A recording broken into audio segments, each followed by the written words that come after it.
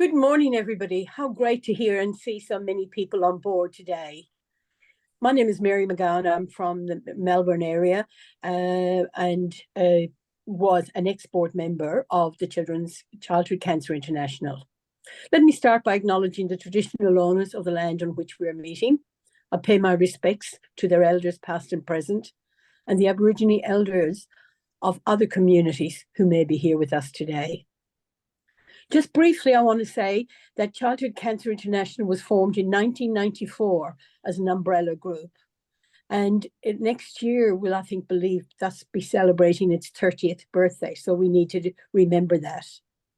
But it took 8 years for that group to establish what we now know as International Childhood Cancer Day on February the 15th. So it does take time for things to happen.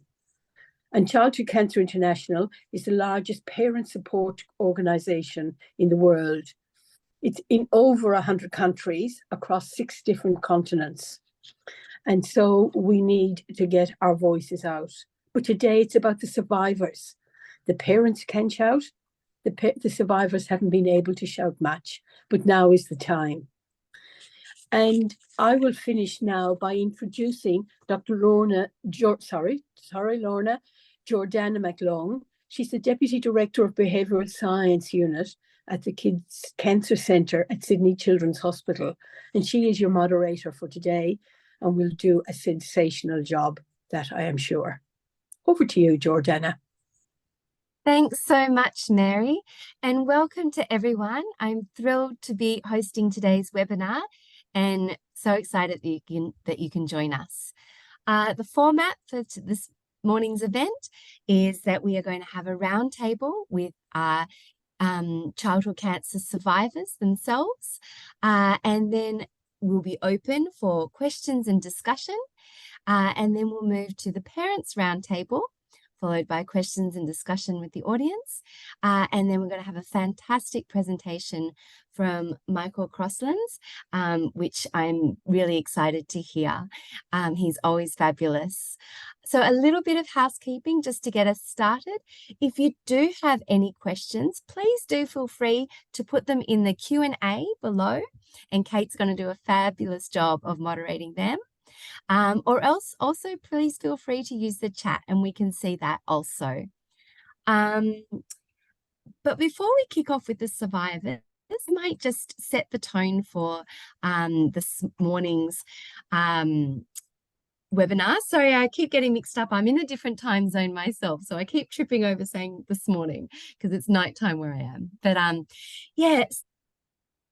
Toxicity in cancer care describes the impact of changed financial circumstances due to a cancer diagnosis and its care. Financial toxicity is emerging as a significant issue for people affected by cancer, but is not well recognised or understood by everyone. National and international research is seeking to understand the issue of financial toxicity, but little has been done to date to develop and implement solutions. The term financial toxicity was first coined in an article published in 2013. And over this past decade, our understanding of how financial toxicity impacts survivors has grown immensely. The costs of cancer care are increasing rapidly, and the impact on survivors has been reported globally across all models of healthcare, including countries with publicly funded healthcare systems, the US, and low-income countries. And I'm really excited today that our webinar is we have guests joining us from India, Australia. It won't be Australian-centric, or at least we'll try not to. And it would be really wonderful if we can discuss some of the issues that are quite universal, as well as compare and contrast them to what is very region-specific and culturally specific. There's always the opportunity to learn and grow from each other. Importantly, definitions of financial toxicity recognize that the impact to survivors is both fiscal and psychological. In fact, financial distress has been reported as more severe by some survivors than the cancer-related physical, social, or emotional distress they have experienced. And I think that's really telling. These combined financial and psychological impacts can lead to suboptimal cancer outcomes through poor treatment and medication adherence, delayed care seeking and missed appointments, and poor health behaviour adherence. So it's really important throughout our discussions that we recognise not only the dollars and cents, but also the psychosocial impact that financial toxicity is having on families. Much of the research focuses on treatment costs. Survivors also report ongoing financial toxicity as a result of their treatment, interruptions to their education or the establishment of their career, and high ongoing healthcare needs related to chronic late effects. I read a statistic that was quite alarming, which I'll share with you. It was 42% of cancer patients spend their entire life savings in the first 2 years after diagnosis. And 85% of patients leave the workforce when they start treatment. So they have little means of regaining financial well-being after surviving their diagnosis. Now, those stats do relate to adult cancer survivors, patients and survivors, but I think it's quite relatable to childhood cancer survivor in that that's the story of many of our parents who leave the workforce, especially the mums, to look after kids, and how much of their savings they go through in the first 2 years, either through out-of-pocket costs or because they're needing to draw on their savings if they resign from the workplace. For childhood cancer survivors, lost education opportunities and learning difficulties caused by their cancer and its treatment have lifelong repercussions, with some never achieving full financial independence, and their families experience that burden alongside them. And this can be made even more challenging by the fact that parents, as I mentioned, particularly mothers, often tell us that they experience considerable internal conflict related to work, family, priorities, after their child has been diagnosed, and difficulty reinstating their careers. And this is often compounded further by financial discrimination when applying for health insurance or financial products and services, which brings us to this newer concept of the right to be forgotten. So if you aren't too familiar with the right to be forgotten, in 2016, France became the first country in the world to bring into law a provision for the right to be forgotten for people who have had cancer. This law meant that a long-term cancer survivor, someone who had been free of cancer for 5 years at least, was no longer required to share medical information with a financial institution about their cancer diagnosis, nor could this information be requested or used by an insurance company. So it's an anti-discrimination law that's hoped to empower cancer survivors to live longer and more productive lives without the stress of financial toxicity. And following France's lead, 5 other European countries have also introduced legislation mandating the right to be forgotten for people who have survived cancer. And there are a few more countries at various stages of considering and implementing these laws also. So that brings us to our region and a great discussion on how important we feel this may or may not be here. And we'd love to turn to the lived experiences of cancer survivors and their parents to kick off the discussion and then ask you all to join in with your questions and thoughts so that we can have a better understanding and get the discussion going here in the Asia Pacific region. So I'm going to introduce the survivors first, one at a time, and ask them to give a little history on themselves, and then we might get into some discussion. So first, I'd love to welcome Tiana Kitos. She is a consumer representative on the Child Unlimited Consumer Board. She was diagnosed with acute lymphoblastic leukemia at age 10 and is a cancer survivor, and she advocates for better healthcare support and aims to amplify the voices of young people. She's studying a graduate diploma in psychology at the University of Technology, Sydney, and aims to pursue a career in research and policy advocacy to improve lived experiences of young people affected by cancer and other illnesses. Now, I hope I haven't stolen too much of your story there, Tiana, but I'd love to throw over to you now. If you could tell us a little bit about yourself and any experiences that you have that relate to today's conversation. Thanks, Georgiana. Hi, everyone. So first, I'd just like to acknowledge the traditional owners of the land in which I'm speaking from today, the Dharawal people, and pay my respects to their elders past and present. And I extend that respect to any Aboriginal and Torres Strait Islander peoples here today. So whenever I talk about my story, I always start off by saying it's under construction. I'm still working on it, but I'm 21 currently, and I'm a fourth-year psychology student. And I'm a consumer representative on the Charter Limited Consumer Board. And that's a network of researchers, clinicians, parents, consumers, and they all work to aim to improve the quality of life of children with chronic illness and disability.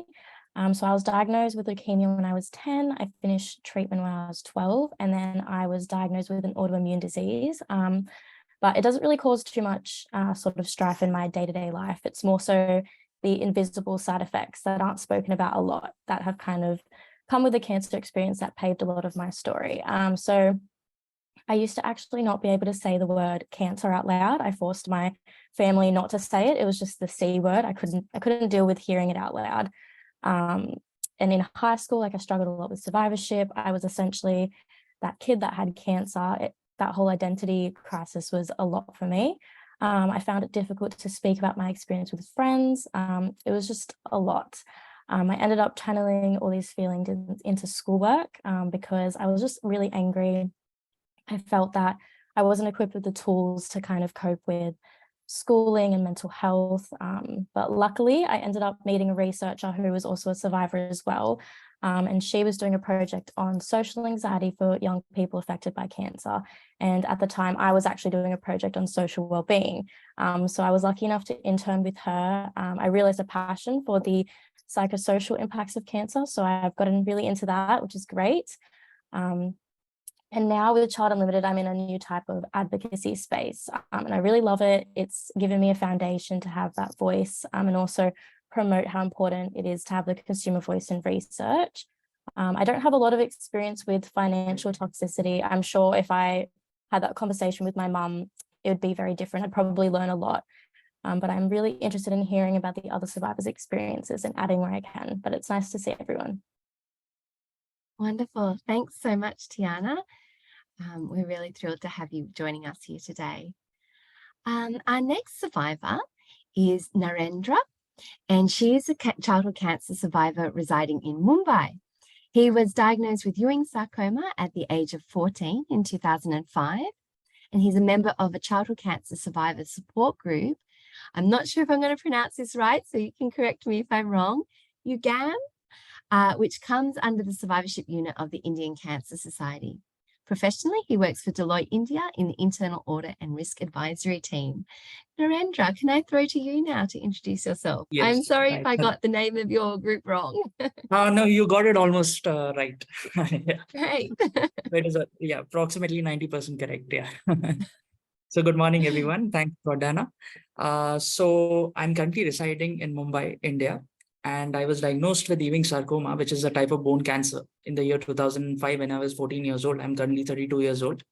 So when I was detected, I was very active and running around, because as a 14-year-old, when you see a young boy, they are generally very active. I was into cricket, football, karate, all those stuff, and one fine day, when I came back home after my karate practices, so I noticed a lump, a sharp pain near my right leg. And initially we ignored that pain, and we thought, it might be because, since I was very active, and maybe I must have, kicked really hard during one of my karate practices. So since this pain persisted, we finally went to a general practitioner who asked us to get an X-ray done. And, we found out that, there was a shadow near the bone. And we went to a bone specialist who detected that, I probably have a malignancy near the knee. And we went to a specialized cancer center, and that is where I was treated. And initially I was administered 4 cycles of chemos. and had to undergo a surgery as well, wherein the affected part of the femur had to be removed, and the doctors had to insert a stainless steel prosthesis. And after my surgery, I had to endure 10 more cycles of chemotherapy. So my treatment lasted for around a year. So all during my treatment, as teenagers, I was, really very angry. I used to vent my anger out on my parents. I vent my anger and frustration out on my parents. And the biggest disappointment for me was that I had to miss out from my school education for a year. And since all my friends, I was studied in a boys' school, and I had a big group of 10 to 12 guy friends, and all were going ahead and I was left behind. So that was the biggest disappointment for me. And after a year, I came back and I finished my education. I went to college, and currently I'm working with Deloitte India in the risk advisory internal audit team, and I'm doing very well. Yes, I do face certain issues when it comes to mobility. I mean, I cannot run. I cannot fold my leg, but definitely I can walk and I can easily climb stairs. So yes, there are certain limitations and restrictions and constraints, but that is not stopping me from achieving whatever I want to achieve. So this is my story currently. I think it will be similar to most of the survivors, but yeah, this is my story. Yeah.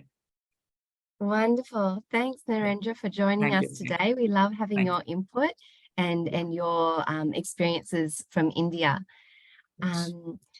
Sandeep Kumar is founder and CEO at Digi Swasthya Foundation. Again, apologies if I'm not pronouncing that correctly.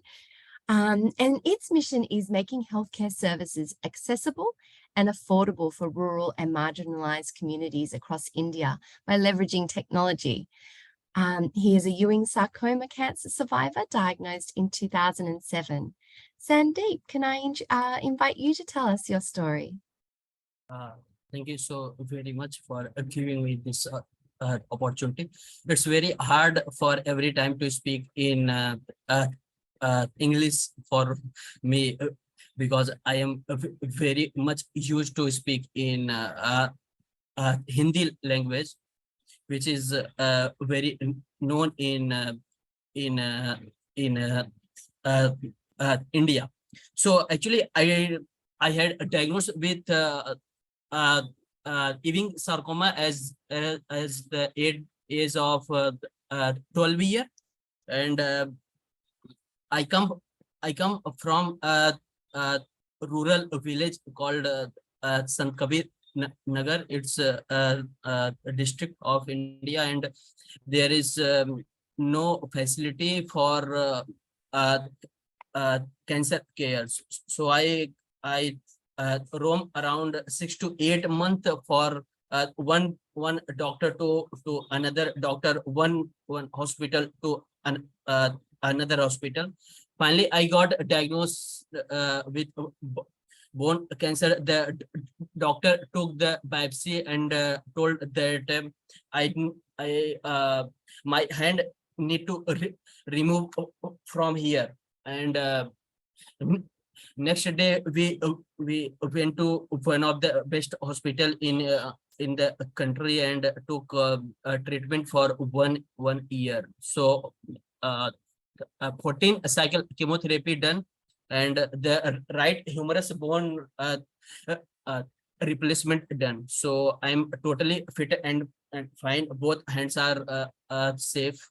That time during my treatment, during my chemotherapy, I realized that the gap is really very huge in especially in the remotest areas.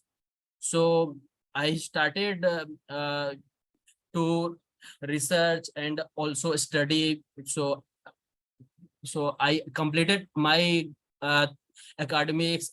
After that, masters, then went to Bombay from the village and started work with a lot of organizations such as We Care Foundation, Indian Cancer Society, Access Life, and Can Kids India. So from there, I learned a lot. And during the COVID time, I was at my village, and then I realized that the support is much needed in the village area, because there is no good doctor or hospitals available over there. So I started the journey called Digi Swasthya Foundation, and I would like to request Kate to share the video. It's not more than 1.38 minutes. So over to you, Kate. Thank you. Thank you so much, Sandeep. And your English is absolutely fantastic. I'm struggling with one word pronouncing it correctly, and you gave us that whole story. So thank you so, so much. And then certainly last but not least is Baxter Hutchinson, and he's an ambassador for the Minderoo Foundation's Collaborate Against Cancer initiative.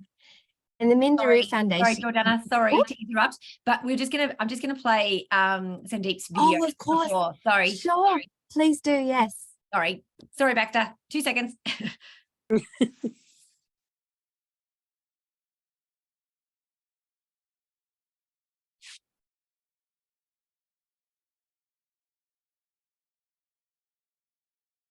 Turn the volume. There is no voice, I think. Or I think, Kate, when you do a video, it helps to tick the box that says optimize for video.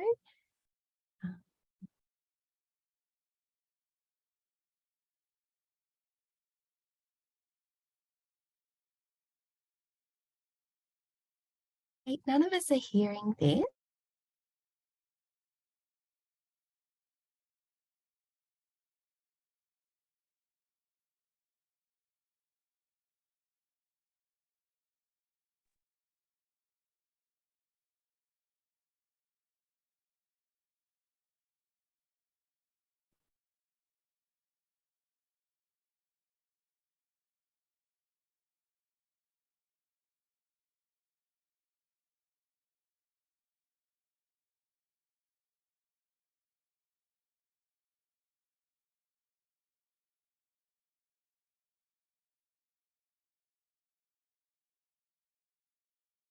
Health awareness camps and onboarded 119 expert doctors to date. They are now aiming to set up Digi Swasthya centers all across India. Digi Swasthya is transforming India's primary healthcare system by creating a network of standardized clinics. The nation salutes heroes like Sandeep for demonstrating unwavering commitment to bring about a positive change in the lives of rural poor.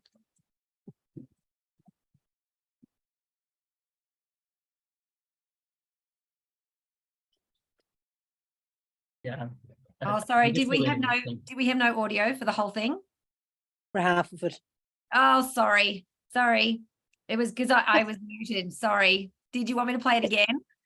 It's only very short. Would you like to play it again, Kate? Yes, sorry. But you could definitely hear at the end, right?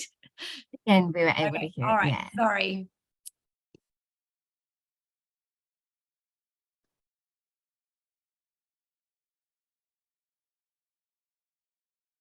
Accessibility to timely and proper medical care in rural areas has been a challenge during the past, resulting in compromised health outcomes and increased vulnerability to various diseases. Sandeep Kumar also had to face such issues.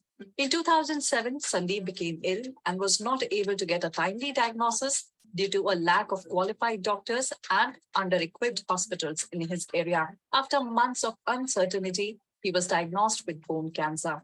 Grateful for his recovery, Sandeep decided to dedicate his time in helping others who were facing similar healthcare accessibility issues. Realizing the challenges faced by rural communities, Sandeep established 5 Digi Swasthya telemedicine clinics in 3 states, equipped with essential infrastructure, trained staff, and telemedicine technology to provide them with remote medical consultations and treatment.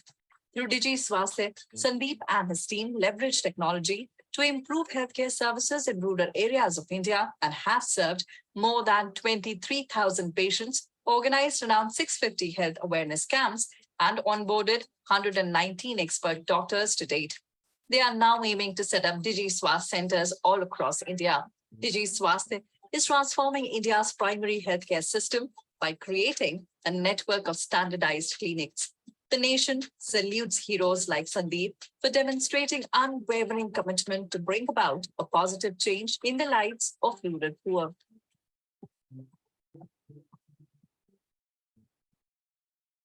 Thank you so very much. Thank you. Thank you. I'm so glad we had the chance to hear that, because that's incredibly impressive. I'm overwhelmed with what an achievement that is. Congratulations, Sandeep. That's just absolutely amazing, the work you're doing there. Wow. But I would like to introduce our last survivor panelist, Baxter Hutchinson, who is an ambassador for the Minderoo Foundation's Collaborate Against Cancer initiative. Minderoo Foundation connected with Baxter after he was diagnosed with brain cancer in 2018. Welcome, Baxter. Thanks for joining us today.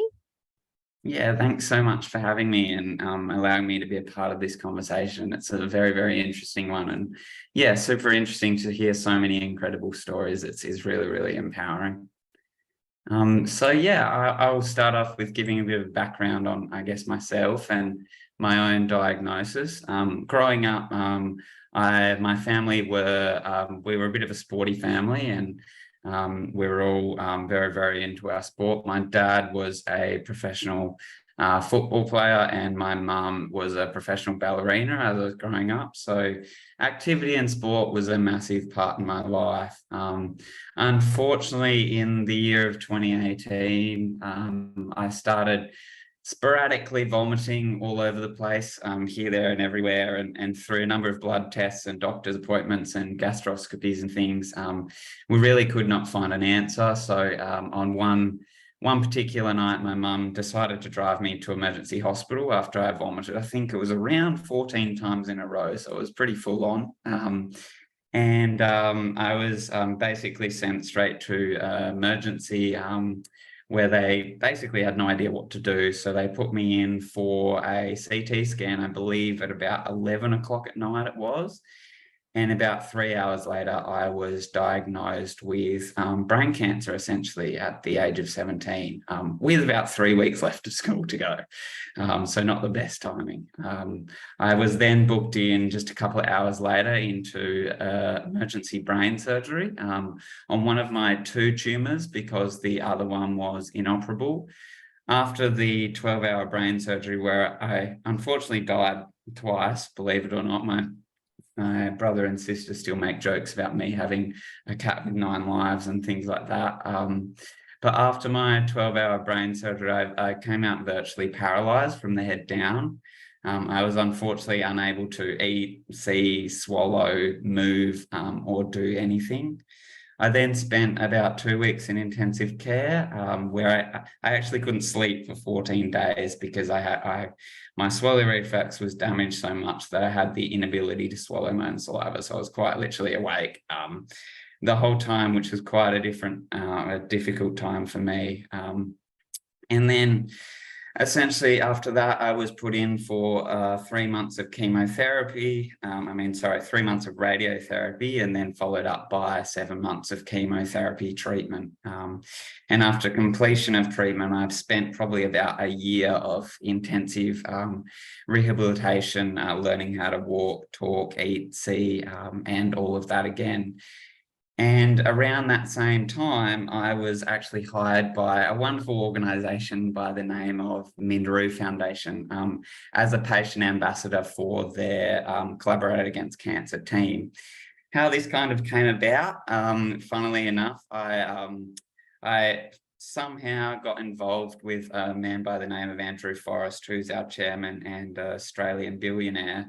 And during my treatment, he challenged me to do a fundraiser labeled the Walk for Brain Cancer, and essentially what it is just a 5-kilometre walk. It's a fundraising event, and you try to raise funds essentially for brain cancer research for an organisation called Cure Brain Cancer Foundation.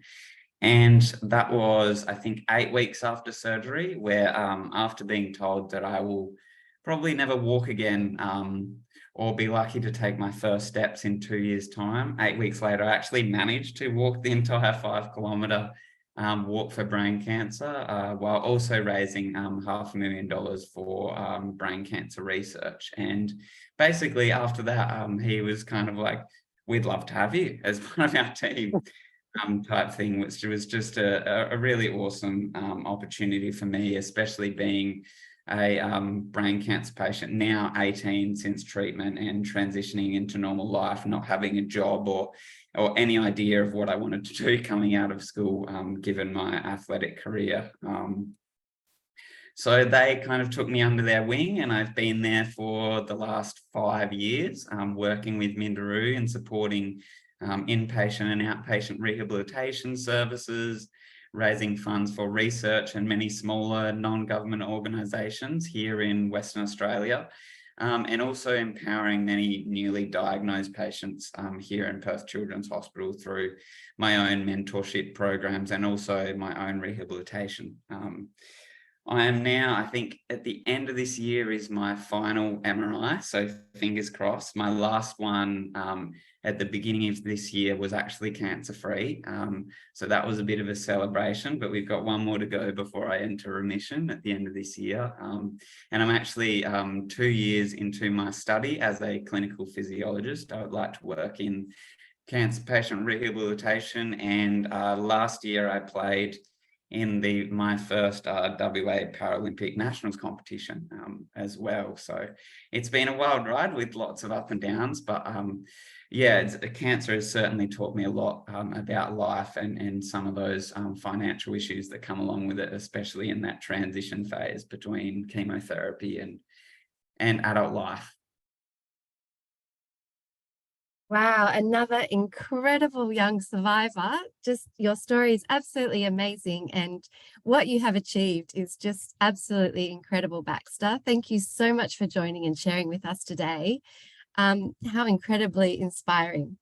So that's an introduction to the lived experience of our survivors. So I might throw some questions out there now to some of them. Sandeep or Narendra, I'd love it if you could share with our audience, what is the state of affairs in India in terms of, do you need to identify that you have been diagnosed with cancer when you are filling out any health insurance or life insurance, mortgage application jobs? Is this something that you have to disclose at this stage?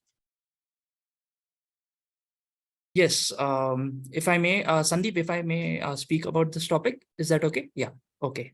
Yeah, so Jordana, the situation in India, if I have to just elaborate. So the thing is, yes, you have to disclose your diagnosis when you go for an health insurance, okay? But the issue is that as soon as you disclose your diagnosis, the past diagnosis, you're not given a cover, okay? So what happens is, if I have to give you a brief scenario, suppose if you have not been diagnosed with cancer, you go for a fresh health insurance, okay, you get a cover. Now, in case you have been diagnosed with cancer, irrespective of how many years you have survived, even if you have survived for say 2 years or 5 years or 10 years, or if you're a long-term childhood cancer survivor, you're denied coverage, okay? Leave alone cancer coverage, but it is more like a blanket ban, as in, now suppose if I get detected with a disease called malaria or, jaundice, okay, which is not related to cancer, okay, obviously I should be getting cover for that, okay? But what happens is, as soon as you disclose your diagnosis, you approach an insurance company, okay, they tell you, okay, you have had cancer, we cannot cover you, okay? I request the insurance company, okay, if you don't want to cover me for cancer treatment or any cancer recurrence, I get that. But what about a road accident? Okay, what if I get hospitalized for a road accident? Okay, will you be able to cover me for that? So basically, there is a blanket ban when it comes to insurance if you have been detected with cancer earlier. Okay, so now what we are lobbying over here in India, and as a lot of cancer survivors, we understand the risk of recurrence is quite high for the first 5 years post treatment. or rather post-diagnosis. Okay, and we understand the insurance companies, the underwriting rules are quite strict when it comes to cancer recurrence and all. But what about a long-term childhood cancer survivor who survived for say 10 years, 15 years? So the chance of him getting cancer again is as equal to as a normal individual getting cancer for the first time. Okay, so there is actually no harm in covering a long-term cancer survivor. Yes, if you want to increase the premiums a bit, we understand. Yes, the risk might be a little more as compared to a normal individual population, but it is not as risky if you compare it with the patient who has recently been diagnosed with cancer. Okay. Yes, there is a universal healthcare coverage over here, which covers just 500 million of the population. Well, India's population is around 1.4 billion people, so you don't have to be surprised if it is. Okay, so it is around 40. It covers really approximately 40 to 45% of the population in India. That is the bottom half of the population when it comes to financial needs. Okay, but still, 55% to 60% of the population is left vulnerable. And when it comes to cancer survivors, yes, this is an issue. There are certain insurance companies, individual insurance companies, who have tried covering cancer survivors. They have tried seeing whether they are, able to get some profits out of, covering this. There is one insurance company which has been open about it, and they are currently, in this trial stage, prototype stage. We are hopeful that a lot of other insurance companies also give a broader, open view about this. At least ensuring that long-term cancer survivors are covered for all the illnesses. And if you do not want to cover for cancer, we get that. We'll just give it a thought, okay? But at least cover us for other non-cancer related conditions. So that is how it is. So whenever we meet, people, we tell people that, you get yourself covered as early as possible, because once you get detected with a major illness, it is very difficult to get an insurance later on. Okay. Now, the options left for cancer survivors who do not have an insurance is that getting into an organization wherein you have a group health insurance cover for all the employees. So what happens is there are 99 healthy individuals and you have one cancer survivors, the risk gets mitigated. Okay. That is one option that is there. Okay. And in case if our government is able to increase the coverage of universal healthcare, a lot of more people would be able to get covered under this universal healthcare coverage. So this is the scenario when it comes to insurance, health insurance. Life insurance, yes, they are a bit liberal. They do cover cancer survivors, but they need a particular, survivorship period. Okay, if you're a long-term survivor and your health status is absolutely fine, you do get a life insurance in India. Wow, so that's quite a disadvantage then for people in India to try and find health insurance particularly. And it sounds like we do have some messages coming through in the chat that there are a couple of options, but it sounds quite difficult and just not really available to everyone, certainly. And I believe that the situation in Australia, just to let people know, is that we do have to report all previous illnesses on when you do apply for health or life insurance, but that it wouldn't be denied to you, like you have suggested, Narendra, but that perhaps the premium would go up a little bit. All right, and then Tiana or Baxter, have you ever come across any issues with this in Australia in your experience? Tiana, do you want me to go first? Go for it. Sure. Yeah, I've had a few instances, in particularly with travel insurance. I wasn't able to get that early days because of my diagnosis. As well, they chose not to cover me, and it was actually only through my uncle who worked for Medibank that I was able to kind of slip through the gap, I guess. I believe now I am able to get it. I'm not 100% sure why that is, whether there's been, changes in legislation or what that is. But yeah, now I am able to get it. I also had an early instance. I was an interesting case because obviously I came out as a very quite disabled person as well in a wheelchair from brain surgery. And we struggled a lot with also financial support post-cancer, as now an 18-year-old with, you know, no job and blah, blah, blah. But we couldn't get Centrelink for almost 2 years while I was, in a wheelchair in cancer treatment. And it's like, well, no one's going to hire a guy who can't walk and is also immunocompromised, so can't be around lots of people, right? So there was a few instances like that where we came into a lot of difficulty, and it took a number of years, and also even us. I had a lot of interviews with the media around my coming out of surgery time, and we actually had to go to Sunrise in order to get Centrelink over the line. And they have a Centrelink person who works for Channel 7, and she came out and said, I'll run it past our Centrelink person. And all of a sudden we got everything after working for it for 2 years. So yeah, certainly some experience, but not as much. Well, that's a great example of how much advocacy work needs to be done. You would like to hope that the system does work fairly for everyone, but sometimes a very loud and public voice and a lot of public discussion about something is what makes change happen. Yes. So well done there. But yes, I have heard many stories that Centrelink is not so helpful, especially when treatment and illness is still underway and emerging, as opposed to once it has. I think there's a bit of a grey area there in terms of the kind of tick box system, and there's not really specifically a cancer patient support payment network set up. There's more just, you know, I guess it falls under the disability side of things, but then in the tick boxes that you have to fill out within these forms, it's like, can you walk, you know, 100 meters and can you do this and can you do that and blah, blah, blah. And a lot of cancer patients are still physically able, right?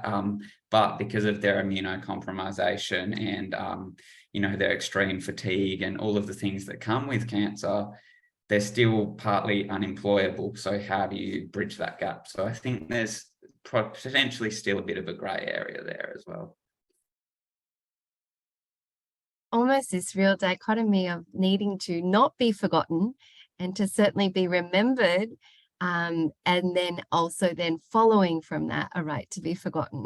Yeah, definitely. And sorry, Tiana, did you have anything to add to that? I didn't necessarily, I guess I wasn't really exposed to those types of like financial conversations given my age. I'm sure my mum would actually have a very different perspective of how that all kind of went down. But it is quite frustrating to hear that on top of a cancer diagnosis and all the sort of mental, social, all those bits and pieces, that people are experiencing this sort of financial burden. So it's quite frustrating to hear. But yeah, I didn't necessarily have many issues with stuff like that. Thanks. And I have another question for you, Narendra, if that's okay. You're obviously working at Deloitte now. On your job application, was that something that you had to disclose? No, there's no need. There was no need for me to disclose. They are quite open here. In fact, when it comes to employment, I have been quite lucky. I mean, my previous 4 employers have been very open about my past, and there was no need for me to disclose. And I did not face any discrimination or issues when it comes to employment.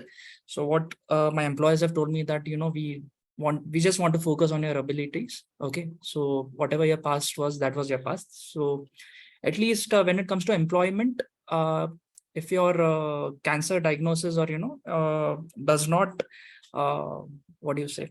interfere with your current employment, when it comes to, you know, suppose if you're a brain tumor survivor and if you have certain financial applications or, you know, financial work that is given to you. So if it doesn't interfere with that, then there is no issue when it comes to employment. So at least when it comes to Deloitte, Deloitte have been very, you know, open about it. And, you know, I've not faced any issues as such. Yeah. Wonderful. And we know that Sandeep and Baxter, that's not been an issue for you. If nothing else, it's enhanced your employment with your organizations. This has come to sort of the end of our time allocated for the Survivor roundtable. Kate, is there any burning question coming from the audience that we might have time for just one or two questions? Most of the questions, not in the actual chat part, sorry, not in the Q&A part. And you've kind of covered most of the stuff that's been kind of coming up in chat. I've been sort of keeping an eye on it. So if there's anyone now though that wants to ask a question that's watching, this would be a good time to add something. No, we'll stay right on time. Jordana, I wanted to add one point in Narendra's statement. It is also depend that how much you are educated as well as you have the experience, right? So I have seen some survivors, those are not getting job due to their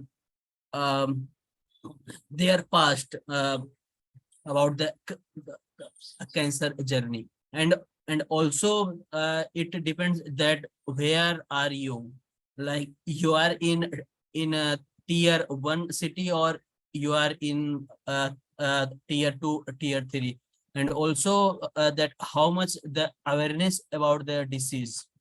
Like there is a point sigma. So sigma is really very much high. Some places where they think that if you had cancer, then might be the other employees get or they will be affected with it. So the awareness is really very much needed still. And also if you are diagnosed with cancer, so some relatives are also not visit to your home because some kind of thing that if I'll go there, then I'll drink water, etc. So might be some infection. So these are the still things over there, but we are trying our very hard to share our stories as at the large stage or platform, so that everyone can get the right information, and also the confident that there is life after cancer, and also they can live the normal life and achieve all the things whatever they think or they dream, like Narendra said. Yeah, so thank you very much. Thank you. Yes, it's so important for us to remember to discuss that different areas and different socioeconomic groups do have different levels of understanding and stigma around cancer, and that's always really important to remember. It's a great awareness building and advocacy work that you're doing. Okay, well, I might introduce our fabulous parents now who have joined us today. I'd love to introduce you to Michelle Negri, who is a mother of 2 from Melbourne. Her youngest son was diagnosed with medulloblastoma at the age of 13, and 6 years post-treatment, he still suffers some challenges which impact his daily life. But for the past 6 years, Michelle has raised awareness among the community and created a place for oncology families to have a voice. As a social media administrator, she connects, collaborates, and supports close to 1,000 Australian oncology families. Michelle, welcome and thank you for joining us today. If you might be so kind as to share your story with the audience, that would be amazing. Thank you. Thank you for having me. survivors are also inspiring. It's always wonderful to hear how they navigate post-treatment. I think you covered a lot about me. Essentially, Dylan was diagnosed, as mentioned, when he was 13. He had medulloblastoma, which is brain cancer. So he had brain surgery, radiation, and chemotherapy. I'm his primary caregiver. So sort of when he was diagnosed, my life sort of was focused really on taking care of him, advocating for him, teaching him to advocate for himself. He had just started high school, so it sort of really has impacted his education. He never returned to school full time. So because he has some of his side effects from treatment, which are still ongoing, includes sort of the morning nausea, which Baxter might understand. I understood the vomiting story. So Dylan's late effects aren't quite as severe, but they quite invisible. So the fatigue, he's got some cognitive deficits which impact his learning. Then the nausea, vomiting in the morning, so he's always late for everything. So I'm now used to being late for everything, and then obviously that impacts his ability to lead a normal. He's now 20, normal life. So I still sort of care for him more than the normal sort of parent duties, I suppose. And there's not, as mentioned as well with Centrelink and things like that, there's not really support moving forward with survivorship. So Dylan's now actually transitioned into adult care, which is a whole new world, and still sort of finding our feet in that sort of area. But yep, I think I've probably said enough. Thanks, Michelle. Lots of interesting things. I'm sure we're going to circle back around here around that transition once they become adults. It changes everything, doesn't it? Yep. Okay. Yeah. And then I would like to introduce Lawrence. Lawrence's son Reese was diagnosed at 18 months with AML leukemia at Children's Hospital Westmead in Sydney. He's now 16 and played soccer this morning. Lawrence has been involved in both paediatric oncology advocacy and a hospital advocate. After being retired from the Sydney Children's Hospital Network Consumer Committee, he is now the co-chair of the consumer group for the new paediatric services building at Westmead, where he is advocating strongly for better conditions for families. Thank you for joining us, Lawrence. I'd love for you to expand on your story if you would be so kind. Yes, welcome everyone. Yeah, Reese was diagnosed over a weekend, wasn't very well on a Thursday. GP said come back next week. And then he just got worse, and by Sunday night he was on chemo in the Children's Hospital at Westmead. Acute myeloid leukemia is a pretty unpleasant leukemia.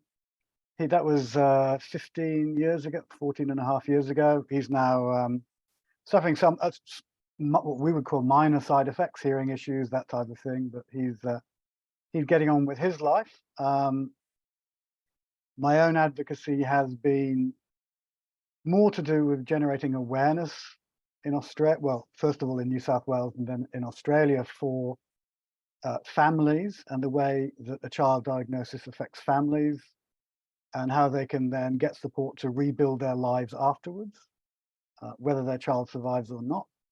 And there's a lot of work to do.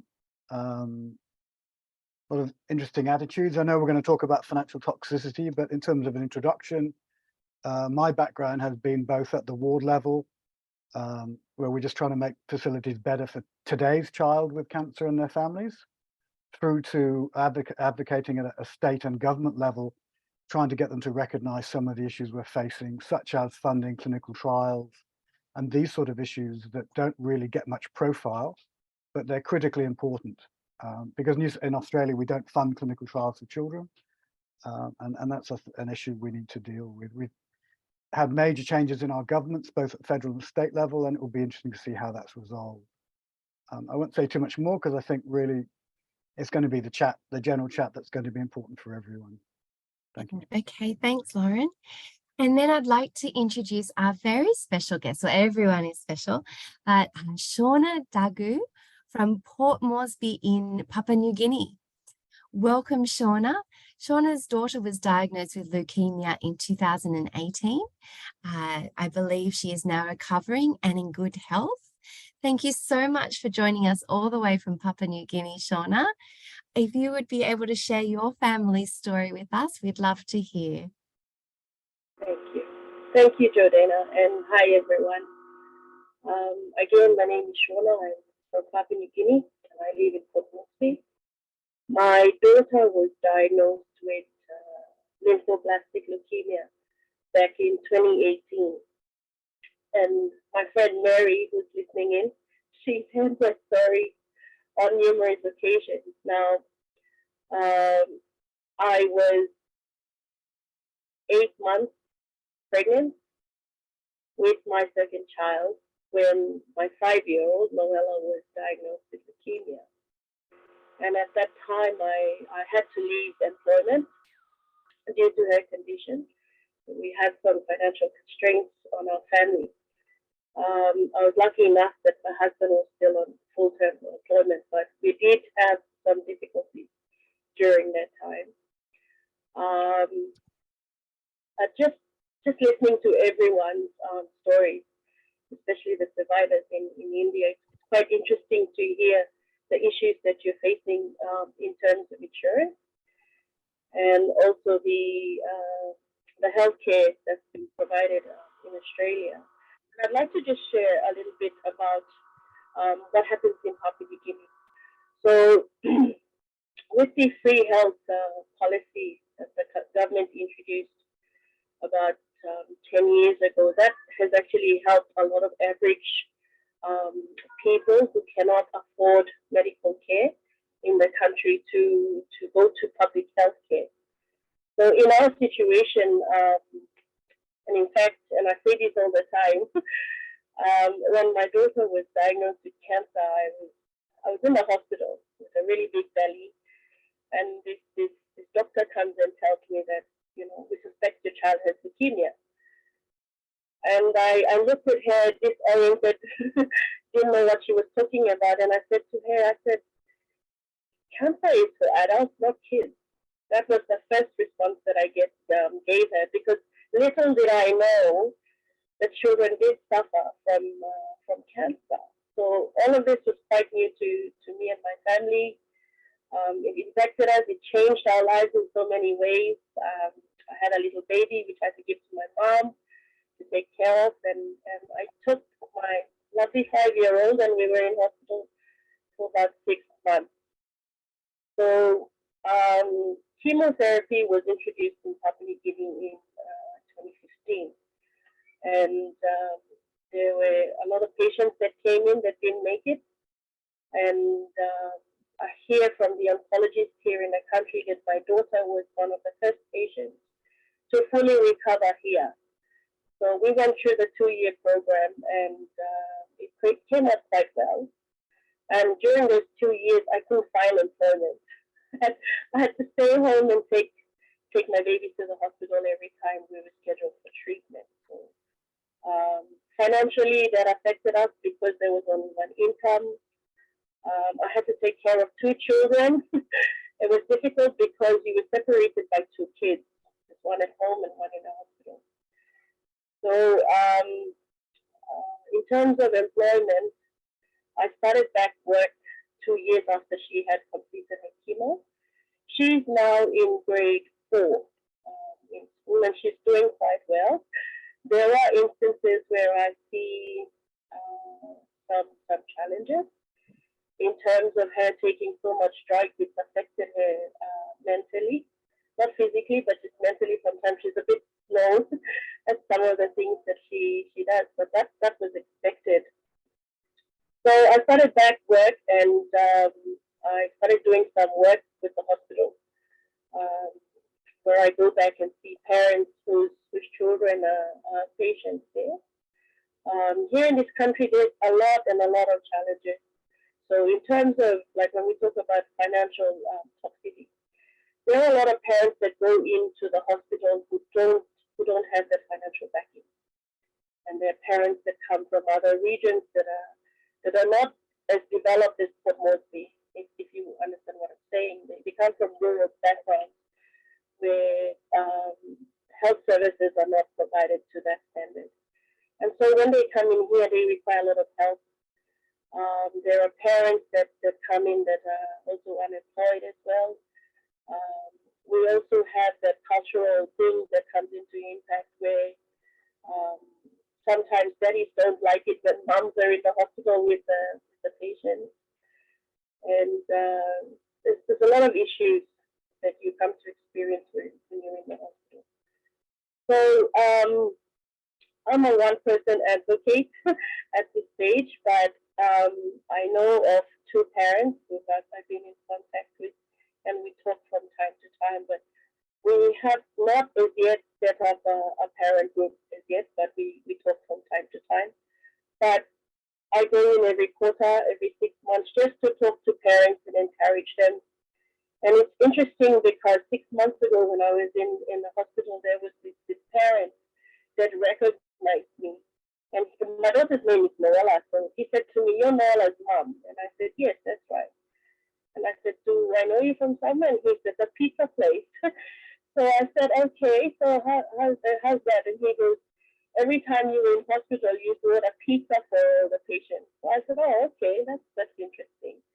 And so he said his daughter had the same condition as my daughter.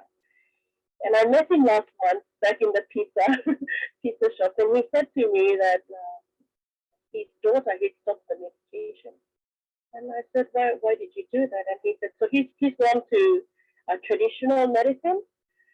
So I sort of respected him for that, but I did encourage him that it's important to go back and speak to your doctor and all these types of things. So again, when we talk about cultural things, it does impact patients when they're in the hospital. But otherwise, I've got a daughter that's turning 10. She's free of cancer. She's doing very well at school. And the child that I was pregnant with is 4 years old now, and she said she's in prayer. So thank you. That's wonderful. Thank you so much, Shauna. And I'm so glad to hear that your children are doing well. It is a very different context in Papua New Guinea. I hear universally, though, amongst all of the parents, a lot of financial toxicity going on as related to their child's cancer diagnosis and treatment, and very long-term financial toxicity. Before we delve into that, since today is about the right to be forgotten, I might just pose the question to the parents. So if when you've been applying for your family's health insurance, if your child is still under the umbrella of the family, or maybe if once they've become an adult, have they had any issues around that you think they needed the right to have that information be forgotten, or is it still on all of their applications and causing some issues? I haven't come across any issues with it. Dylan is an adult, but he's still under our family private insurance. So I haven't noticed anything with that at this point, and we haven't traveled. So I do know that travel insurance can be an issue, but I haven't personally experienced anything like that. Thanks, Michelle. Thanks. Lawrence, did you have any comments? Regarding health insurance? Yeah, Yeah, or life. it's not, I don't think they're able to discriminate at the moment in Australia on that issue, because we have of the way that the law is structured regarding who's eligible to buy private insurance. So we're not like America. So it's a sort of different, in terms of the health system, it's quite different. And one of the other issues is that there's only public treatment for pediatric oncology. There's no private treatment. Yes, yes. And Shauna, what is the situation in Papua New Guinea? Is it common for people to take out health or life insurance? It is common for us to take out medical cover and life insurance as well, so long as the kids are under 18. In my daughter's case, we still have to declare a medical history.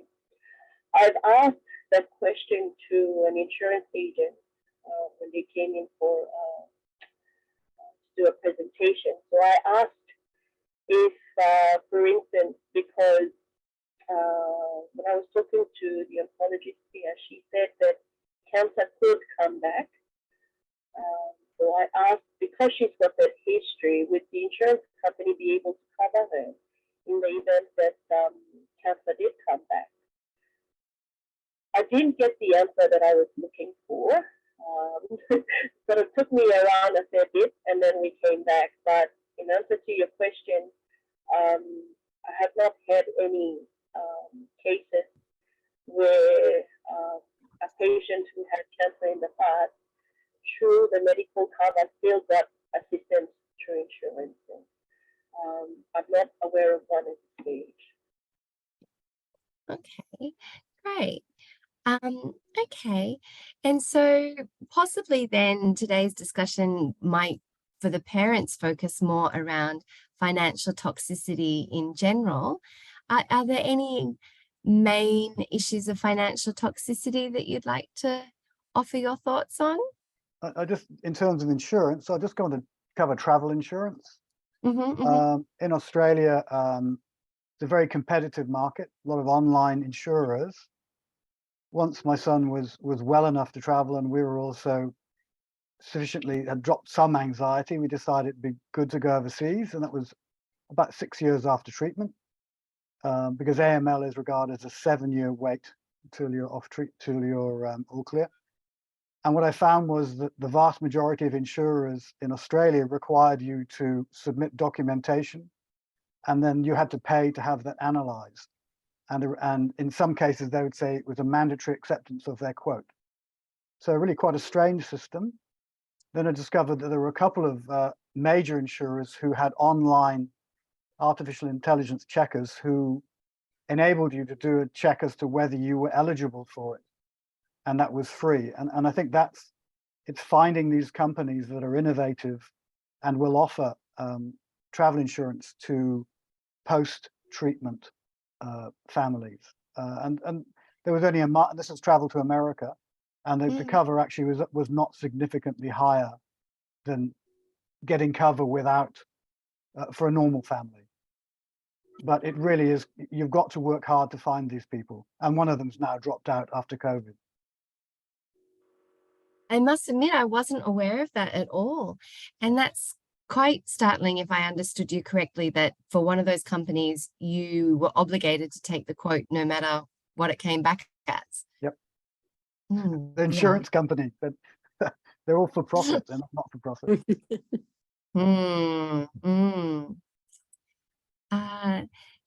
And Kate, also, please do shout out if there are any other questions coming through from the Q&A or the chat for our wonderful panelists. Just while we're waiting, there's another area of tech toxicity, which right to forget, and that's the right to be forgotten by Google. One of the issues is, and this is another right to forget area, not just cancer. One of the other issues going on is that a lot of parents will now post pictures of their children, and they can get tagged with that picture, their name with that picture and associated with it. And so while it wasn't an intention to broadcast the fact that your child had cancer, the way that our Google and these sort of organizations work is that child can then get tagged with that data. And there's some who believe that there should be a right to forget on issues like this once a child becomes an adult. And obviously parents are quite frightened by what's been happening with their children, and they post on Facebook and various other things, and they help charities fundraise. But it's just something to be aware of about distributing images of your child into a public internet system which has no rules. And That's an in my excellent case, point, Lawrence. I only came across this when a charity that we'd been raising money for asked for more recent pictures of my son. I declined, and they never spoke to me again. So it's sort of, you have to be aware of the commercial pressures of getting images of our children so that they can fundraise for their salaries. That's a bit of a cynical viewpoint, but one of the policies I've had with Reese is as he approaches 18, it becomes his choice about these things. It's his choice whether he wants to be known as a cancer survivor publicly. And this year he decided to do the head shave for Leukemia Foundation at school. He outed himself basically, and that's his right. And my advocacy is rarely mentions his name, because it's up to him to create his own image if he wants to, or to just forget cancer and get on with his life.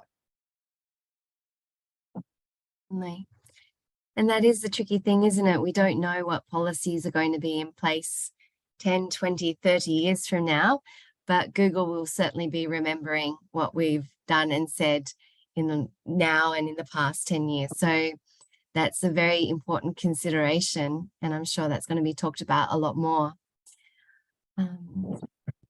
And would any of the parents like to raise any other thoughts about areas that have been areas of major financial toxicity that have really challenged them?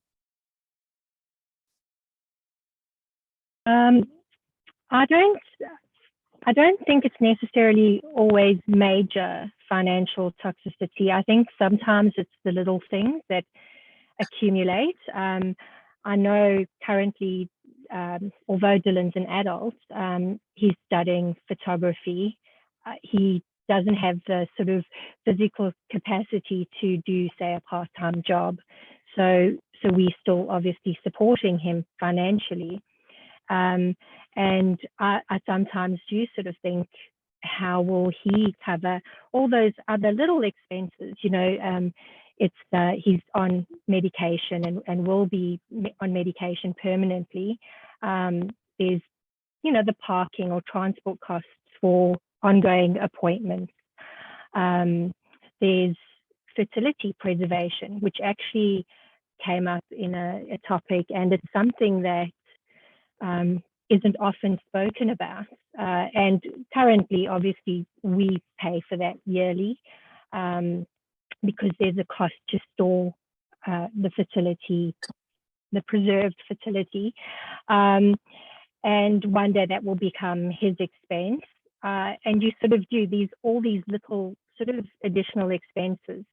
While you in treatment, there is some financial support via various charities, but once your child's a survivor, there's very little support, if any, for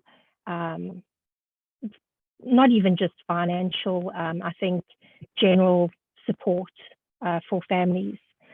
So I think that's quite something that we could sort of improve on in the future. Yeah, it's very different amongst our childhood cancer survivorship cohort, as opposed to, as Shauna mentioned, cancer is typically an aging disease and for older adults, but it's a very different story when it occurs in young people, and that's years of, as you said, chronic cumulative financial toxicity that certainly it's in ads and it makes it very hard when our parents are coming up to retirement age perhaps, but they still have a child who's quite dependent. That can be quite challenging. Okay, well, if there's no questions from Kate, I can see Michael joining us on screen. Katie, would you give me the thumbs up to go ahead, move on with Michael? Is that okay? No questions? Yeah, all right, fabulous.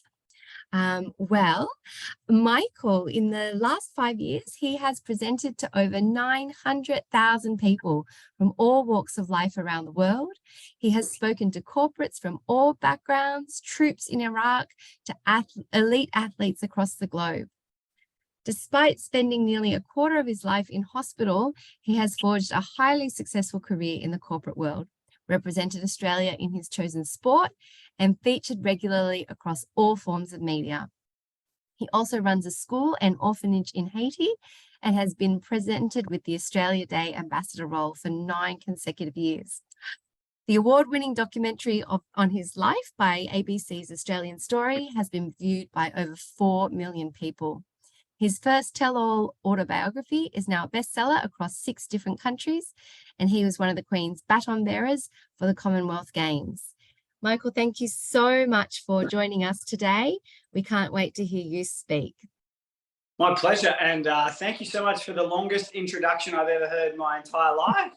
I feel like I've got nothing to tell them now, but I hope that if your expectations are up here after hearing that and we can just halve them, I think we'll have a really, really great session. But so privileged to be here to be able to share a little of my journey with you all. And thank you for believing in me and allowing me this platform to be able to speak. I pinch myself sometimes and think I can't believe I'm doing what I'm doing every day. In 2019, I was on 187 flights. I spoke in 22 countries around the world.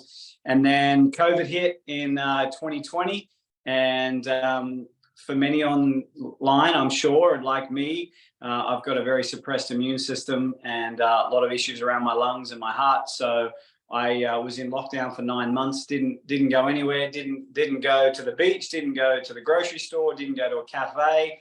I didn't go to the in-laws. So I guess COVID wasn't all bad. I didn't have to go to the in-laws house, but it was massive change. And now to be back, being able to travel the world and do what I love, and that is to hopefully bring a little bit of inspiration, a little bit of courage, and a little bit of perspective into the lives of those that I get a chance to speak to is, I'm very humbled and very honored to have that opportunity. And what a great forum today to, speak to people that have walked in my shoes, that have walked in my mum's shoes, that have experienced similar pains and suffering. But I think one thing that I've discovered throughout my life is that our pain and suffering is not so different. What is so different is our solutions.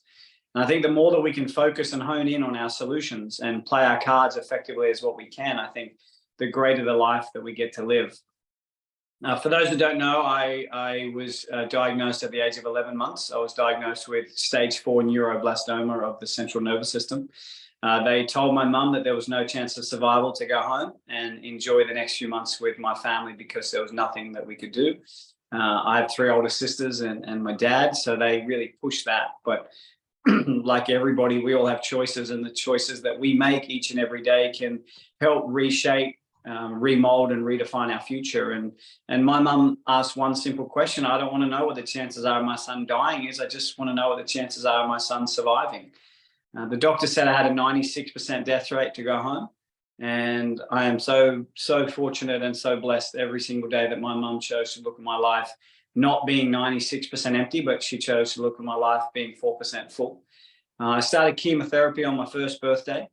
My mum tells me the story about how she tried to negotiate with the doctors to allow me to have my first birthday not being unwell. And she said, please, can you just, let him enjoy that special day? And he flipped the script very quickly and said, today can be the first day your son gets sick, but also today could be the first day your son starts to get better.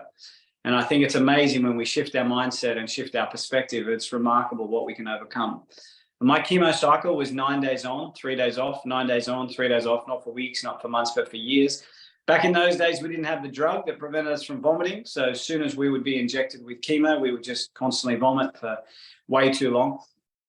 And then on the 9th day, we would sit around at the end of the bed after they take our bloods, and we would pray and pray and pray that my white cells were high enough that I could get the 11-hour train from Sydney back to Coffs Harbour to spend 2 days with my family, to then get the 11-hour train back to Sydney to be able to start chemo again. And we went on that cycle until just before my 4th birthday, when the doctors came in and told my mum that They were terribly sorry, but the treatment had no longer was doing the job. The tumor had built a resistance. It had taken over half of my body. It was growing up in my aorta. It was crushing my spine. It was wrapped around my heart. And they said, we need to go into surgery.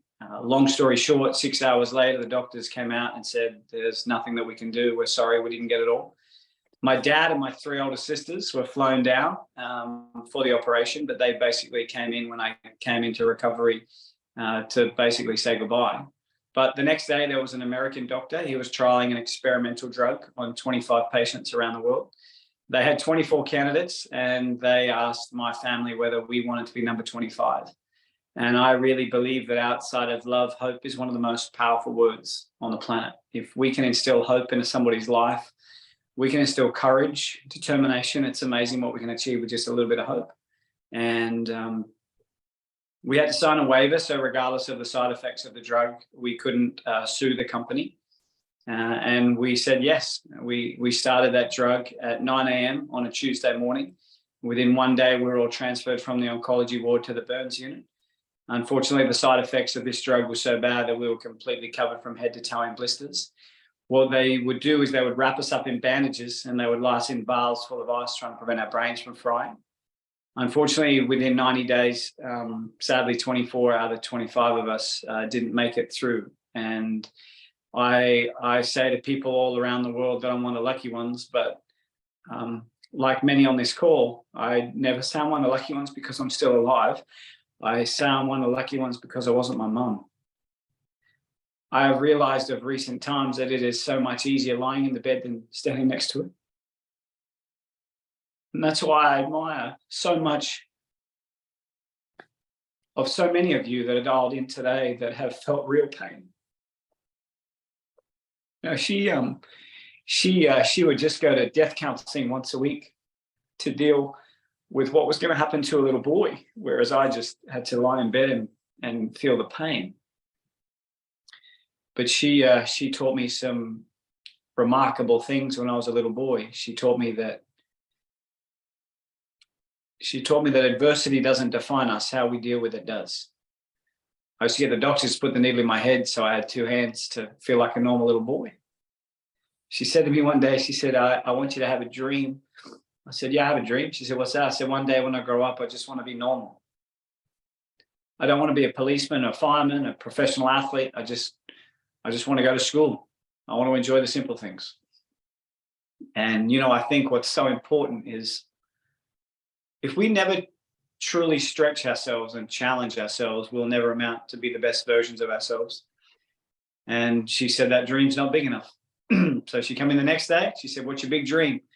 I said, not only do I want to be normal like everybody else, but one day I want to play baseball in America. She's like, yeah, I kind of liked your first dream a lot more than your second dream. It was a lot more realistic.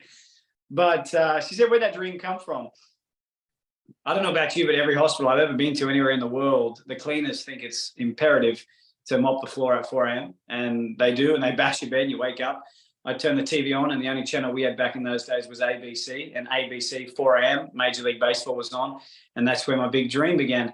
And all my male friends here in my hometown, they always used to say to me, oh, lucky back in those days you didn't have SBS. Would have been amazing what your dreams might have wanted to become.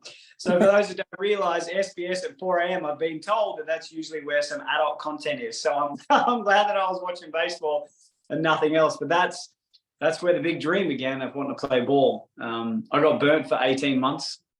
And then one day the doctors took my mum outside the curtains.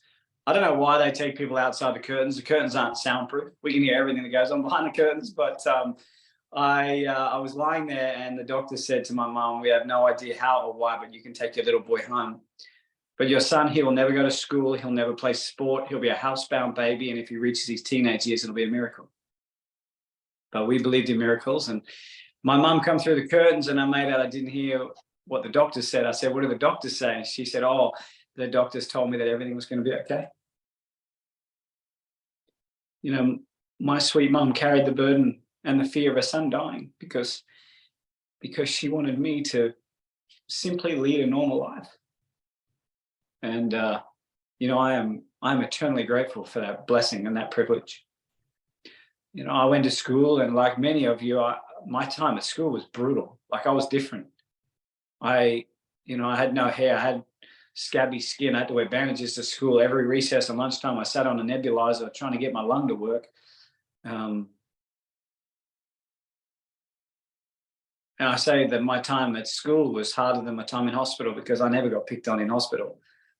I probably never got, I don't think there was a day at school I didn't get picked on, but I learned a very valuable lesson in life that, you know, what doesn't kill you only makes you stronger. And I was so determined to not prove other people wrong, but more importantly, to prove myself right. At the age of 12, I started playing the game that I loved, and that was baseball. I started getting pretty good at it, made the Coffs Harbour team, the New South Wales team. Unfortunately, there was a lot of hiccups along the way from the side effects of that drug. At the age of 12, I suffered my first major heart attack. I was in hospital for 3 months. They told me I'd never play sport again. Mum come through the curtains. I said, what did the doctor say? She said, oh, the doctors told me that everything was going to be okay. 2 years later, I made the under-16 Australian Expos baseball team. I got a chance to fly to America, and I played in that same organization and team when I was 14, 15, 16, 17. 17, I was lucky enough to sign a full ride scholarship to live in America and play baseball. I got a chance to play 100 plus games a year, a scholarship to study sports psychology. I can only imagine how tough that would have been for mum to allow her little boy to get on a plane and fly to the other side of the world. The pain and the suffering that she must have experienced, and the fear and the worry. But I don't doubt, as a parent, all you want is your kids to be happy. And, you know, for that, I'm just eternally grateful. Unfortunately, my career wasn't very long over there. I was only there for 6 months before I slid into second base and woke up 3 days later. And at the age of 18, I suffered my second career-ending heart attack, never played baseball again in America. Came back to Australia. I was lucky enough to do a TV show on Australian Stories. That went crazy. And then I got a job in banking. I started as a greeter. I worked my way up. Within 4 years, I was the youngest sales development manager for one of the largest companies in the world. I had 600 staff, had 120 banks around Australia and New Zealand. I was driven by the 3 Ps that destroy people. You know, I was driven by power, privileges, and possessions. And then everything started to change in 2007 and 8 when mum and dad fell into the category. I'm not sure what the percentage is, but I think it's like well over 80% of parents who have children with cancer who separate. And we went to mediation. Long story short, she got a small amount of money. I invested all of the money because it wasn't enough to buy her a house. And I had so much debt in Sydney, trying to make myself look bigger than what I really was. And unfortunately, I invested all of my mum's money about 6 weeks before the global financial crisis hit. I lost all of my mum's money. I had to put in a caravan park. And then that was the beginning of my spiral. 2009, I got bacterial meningitis. I had fluid on the brain. 2010, I had Bell's palsy down the right-hand side of my body. And that's when I think I hit rock bottom. And I realized that the 2 greatest days in one's life is the day you're born and the day that you discover why you're born. And I think so often we discover our why in our darkest moments. And I discovered that all I needed to do is master 2 things. I needed to master what success was, and I needed to master what giving was. Now I understand success is not about how big my house is. It's about how big my heart is. It's about getting out of bed every day and striving to make a difference in somebody else's life. And the second thing was this whole giving thing. I always thought the saying was the more you give, the more you shall receive. But I realize now that it should be the more you give, expecting nothing in return, the more you shall receive. And unfortunately, due to all the ongoing health challenges that I've had throughout my life, we've been told that we will never be able to start a family. I try and convince my wife that we should practice. We've been married nearly 12 years now, so that's a bit of a fun joke. But we decided to start a family anyway. And in 2010, my wife and I decided to go to the earthquake-ravaged country of Haiti, where 316,000 people died in the earthquake and 2.5 million people were left homeless. And we decided to build an orphanage and a school. Now we have 270 kids that go to our school full time and 11 teachers. And also I have an orphanage now with 44 kids that I get a chance to look after 365 days a year. And, you know, they have taught me far more than I could ever teach them. And I know I'm a better man, not for what I have done for them, but for what they have done for me. And then this whole speaking world started to happen. 2016, I was lucky enough to tour with the Dalai Lama, and then Richard Branson wanted me to travel. Then I got a job on Fox Sports, and this world was crazy. And I think I got so focused on creating an amazing life, I forgot to protect the one that I already have. And for those that have been unwell, or parents that support their kids, I got so busy, I didn't get my scans. I'm meant to get checked every 6 months, and I hadn't been for 18 months. And unfortunately, in 2016, I was diagnosed with 4 more tumors of the throat, and I was told that my tomorrows weren't guaranteed. And I remember saying back to the doctor, that's one thing we all have in common, right? No one's guaranteed tomorrow. So I put pen to paper before my operation because I wanted to leave a legacy if I was to die. And I wrote my autobiography, which is now a bestseller in 6 countries around the world. And we donate all the profits to charity. We never take any money from the book. And I had the operation. They removed 3 out of the 4 tumors. Unfortunately, the 4th tumor was wrapped around my vocal cord, and they couldn't do anything about it. But I realized the quality of one's life is not dictated or determined by the amount of days we live, but it's about what we fit into those days. You know, I've been a part of many young Make-A-Wishes where sick cancer kids want to spend the day with me. And I've seen that even though they may have only been on this earth for such a short period of time, they have made such a huge impact on the world.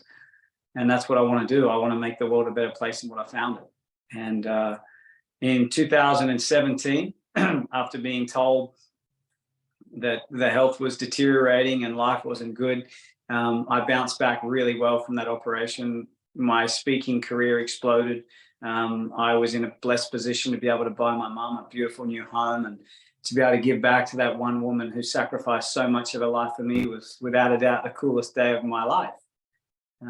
But also we really wanted a family. We really wanted to have kids. And so we were 5 years into the IVF battle when we finally announced to the world late 2017 that my wife was pregnant, and we were having a baby the end of February 2018. But on the 8th of December 2017, my wife was 29 weeks pregnant. We got taken to hospital, airlifted to Sydney, and 4 days later, my wife gave birth to a very preemie little baby named Lachlan James. He was put in a plastic bag, thrown in a glass container, and he was taken to ICU level 3, where we couldn't take care of him. And what was so hard about that time in my life is 2 reasons. One, I finally was feeling the same pain that my mum felt. And secondly, I spent nearly 4 years living at Ronald McDonald House as a sick little boy. And 32 years later, I was living at Ronald McDonald House with my own sick little boy.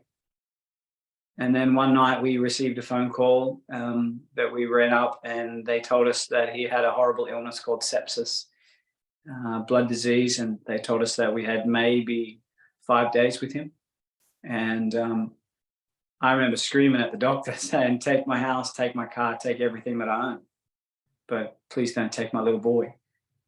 And 5 days later, we captured his first little smile. And I knew that day, like my mum had taught me all those years ago, that everything was going to be okay. And now he's 5.5 years old. He goes to school, and he's my world. And then in 2020, we were in lockdown for 9 months, and I convinced my wife that it'd be a great time to practice. And in January of 2021, she gave birth to a beautiful little girl named Summer Grace. And I understand now what my why is.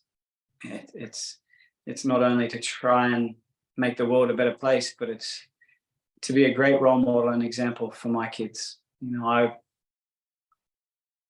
I want my kids to be proud of their dad, and I want to show them what life should be all about.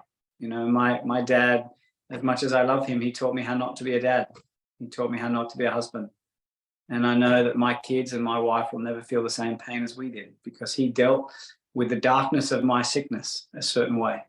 And, you know, I'm so blessed and so privileged to do what I do now. The last few years have been amazing. Very busy, crazy. Updated my book, and that's gone ballistic too. I've had a video go viral of me speaking. It's had like nearly 90 million views now, which is just insane. But again, often we get a reminder of how important our health is and how often we take it for granted. And on the 15th of October last year, unfortunately, I had my routine scans, and sadly, they found 6 more tumors in my throat. And I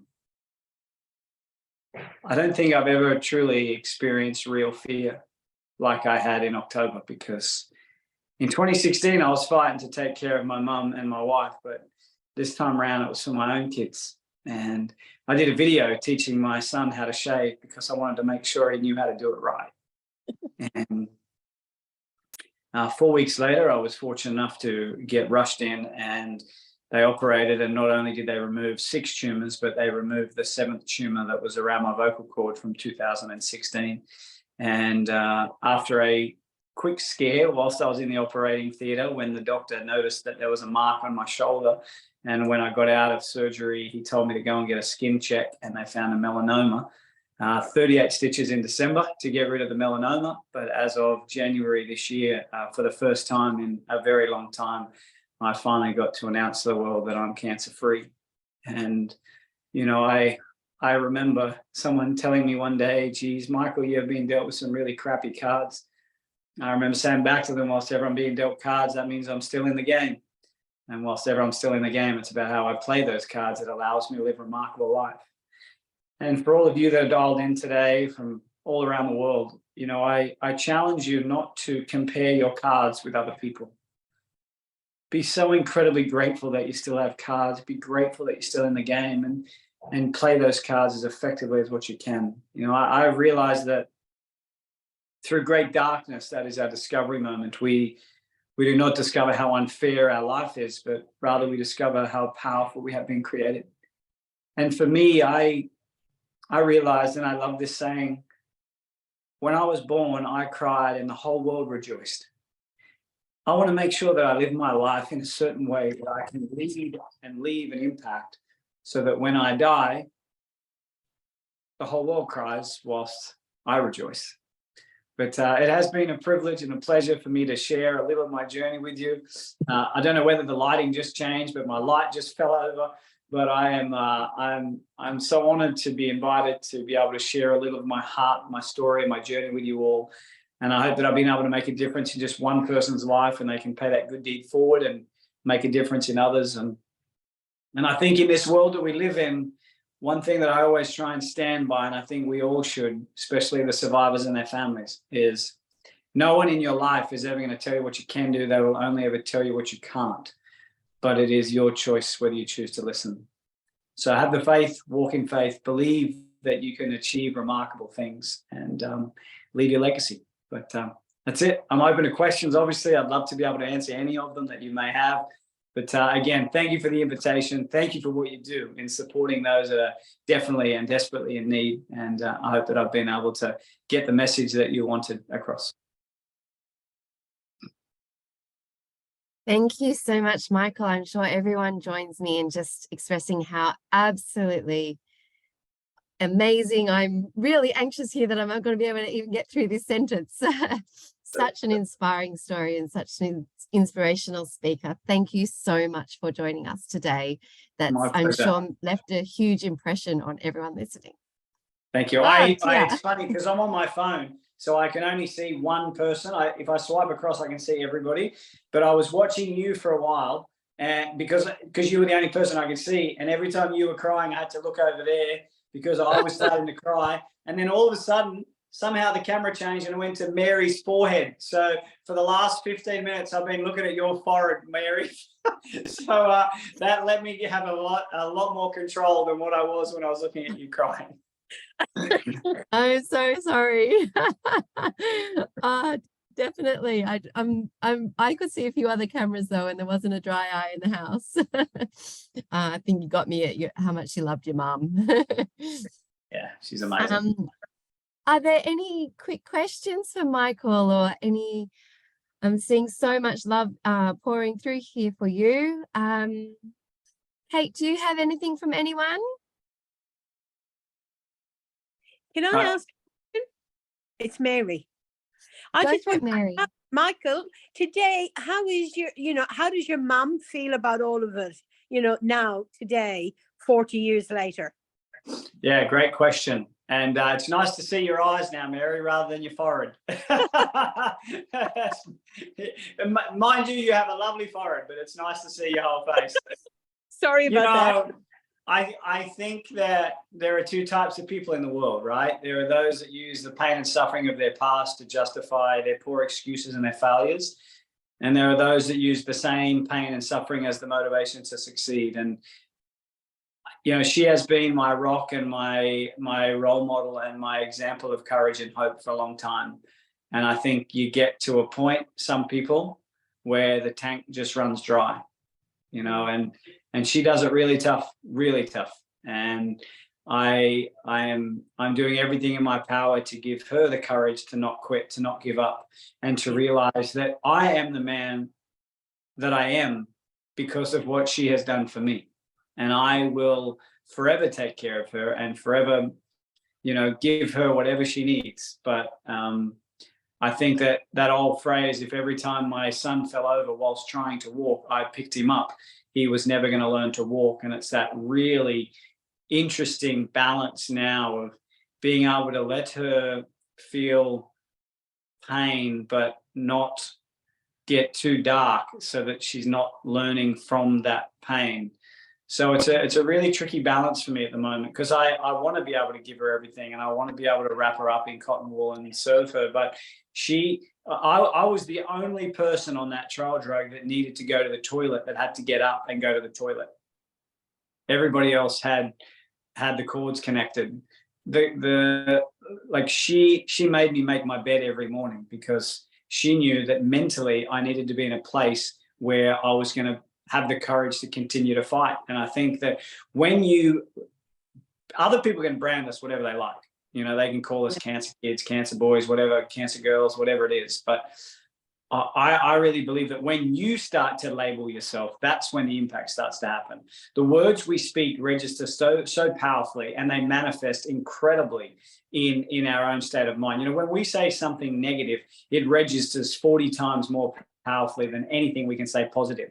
So if we say one negative word, even if it's something like "how are you?" and you respond with "not bad," the last word you said is bad, your state of mind picks up on that psychologically and it says that you are bad, even though you've just told people that you're good, but you've chosen the word bad. So I think even that, we just need to be so acutely aware and so micro around the language that we use. And, for me, that's what I'm trying to help Mum through, because, the language that she uses, if I can assist in flipping that just slightly, to be able to have her realize that there was probably so many dark days that she pushed through where she wanted to quit and she didn't. So now the days are so much easier and the depth of her courage is so much greater that I just needed to reach into that, but she's still, she's still my world. And this morning she got to look after her granddaughter, my sweet little girl, for a couple of hours. And that, I can see the joy that brings into her heart. Right. Thank you. No worries. Michael, we do have a couple of questions that have come in. So Mary, I'm not sure if I'm going to pronounce your name right. But Miriam said, "Hi, Michael, I appreciate your intimate sentences and stories. I feel really touched with the support you received from your mum. May I ask, do you mention about your past experiences, old sick days, to your kids, or do you prefer not to mention, or how do you make the balance to hide from them?" Yeah, I definitely don't hide from them. And that's a really great question, because it's fear and it's faith that we need to try and balance, right? My son, he is aware. He's aware that Daddy does a very different job than everybody else, because everybody else's dad goes to work 9 to 5, whereas Daddy might be home for 2 weeks and then he'll be gone for 3 weeks, and then just a couple of weeks ago he wanted to. We're not forcing him to do anything, but I did a talk in front of 10,000 people at the entertainment center and he wanted to come out and say good day. you know. So I brought him out on this huge stage, and everyone just, as you can imagine, went ballistic and cried, and it was really special. But there's a program that he watches most nights from 6:30, and it's called Operation Ouch. It's an English program, and it teaches kids all about, you know, wounds and cuts and sicknesses and cancer, lots to do with cancer on there. And for me to be able to sit there with him and guide him through, like, that's what Daddy went through, very similar. And Daddy lost all his hair, and that's why it's really important that you are so grateful that you have your health. And, you know, when you get upset and angry about little things, we need to understand that we're really lucky that we don't have big problems. But also there's this great phrase that I try and use often with my son and my 2-year-old daughter, which some days we just want to give her away because she's terrible too. She's absolutely insane at the moment. But it's get curious, not furious. You know, I use it in the corporate world. I use it with my agent all the time when things get a little wild and crazy and busy. But when we can get curious in understanding their behavior, then that eliminates the furious anger that can come out of us. So, you know, to your question, I'm really trying to balance the education space, but I also don't want them to have that fear as well. Like when I had that operation in November, they had no idea that Daddy was going to Sydney for an operation that may have not allowed him to come home. But I made sure that my goodbyes were see you soons, to give them that comfort, peace, and faith that everything was going to be okay. Because, you know, God's blessing it was. Wonderful, thanks. And we do have another question, if it's all right, if we've got. Oh, please shoot. We're good. So it's come through as an anonymous, but Michael, so loved hearing your story. It gives us inspiration. Our son is stage 4 neuroblastoma. As a neuroblastoma survivor, who is managing your care now, and has new technology or research been promoted to you from your care team, or do you do your own research? Yeah, I don't, and thank you for your beautiful words and my prayers of strength and courage to you through your journey. I don't have a care team now. I am my own care team. My wife is my care team. She kicks me out the backside regularly when things get a little wild, because I get caught up in the whole world of what I'm doing as opposed to protecting. So no, I don't have any additional care team. And I think you mentioned something about advancement in technology or treatment. Was that the question? And I only do my own research. I haven't heard of what's going on in the world of that space. You know, but if I can give you anything, your behavior, your language, your tone of voice will massively influence your child's health and outcome. You know, I know people that wrap their kids up in cotton wool and they really struggle. And when they survive, they still really struggle because they've been wrapped up in cotton wool. The more that you can give them the ability to feel like a normal kid who's having a battle right now, and give them hope for a brighter future, and instill and manifest that belief within your own system so that you can give that and instill that into theirs, I think obviously it's something that can't be measured, but it can certainly be felt. And I really, really believe passionately that that can have a huge, huge outcome on the long-term benefits. There's also a couple of mums from Melbourne. Both their kids had neuroblastoma stage 4, and they have done a whole heap of research about the importance of exercise whilst being under chemotherapy. And I'm not a scientist, so please don't take this for, but I just believe in what they do. And they've organised Fitbits for a lot of the kids in hospital because they believe through science and through research that the survival rate increases if some sort of exercise is done. So that was some, you know, interesting knowledge that I've been told by somebody that's giving back to those that are in need. And the name of that group is Little Big Steps, if anybody wants. That's the one, Mary. I didn't know what I was allowed to say or share or talk about, so I was just like tiptoeing around. So thanks for throwing it in there. Blame me. That's all right. Hi, sorry. I just have a question for Michael.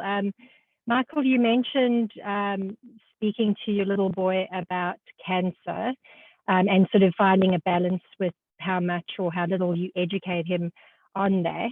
I was just curious what your thoughts are on possibly having education in schools about cancer. I know we have the skin cancer stuff that's promoted sort of at schools, but having a teenage son, he was a teenager when he was diagnosed, cancer is still a very taboo subject, which obviously for a teenager who can't then speak to any kind of any of his peers about his situation, and also even the other adults, the teachers and that, found it difficult to know what they could say. So I was just wondering on your thoughts of having some kind of education program in schools about cancer, if that might break down the barriers.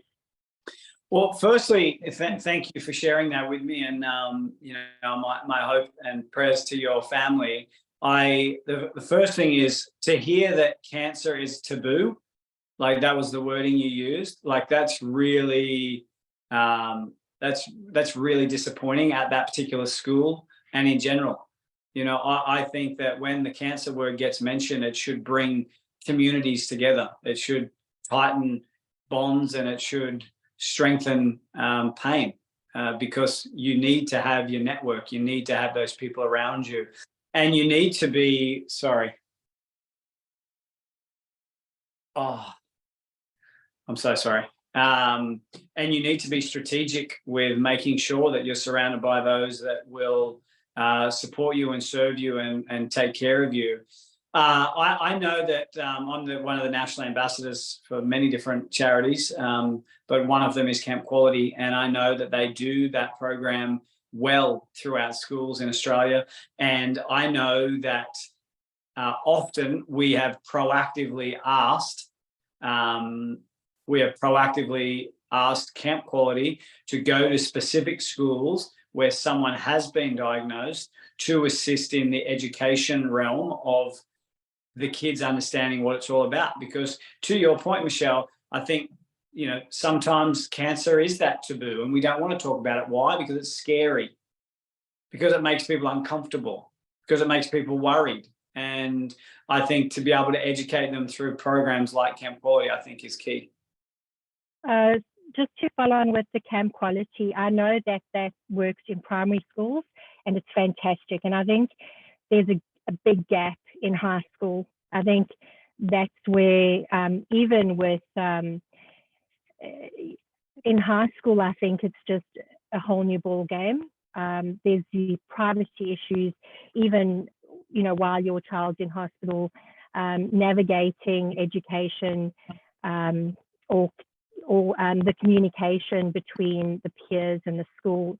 I know in primary schools, they're more open to having, most primary schools will be more open to having the robotic connections with keeping the kids connected. Whereas in high school, there's still the privacy stuff. So everyone in the classroom has to agree, or it just is I see it as being, in Dylan's high school, for example, when he was diagnosed, there had been previous children who had been diagnosed with cancer. And then 3 children in his age group were diagnosed with different types of cancer, brain and bone cancers, a few years after him. And there was no, I made attempts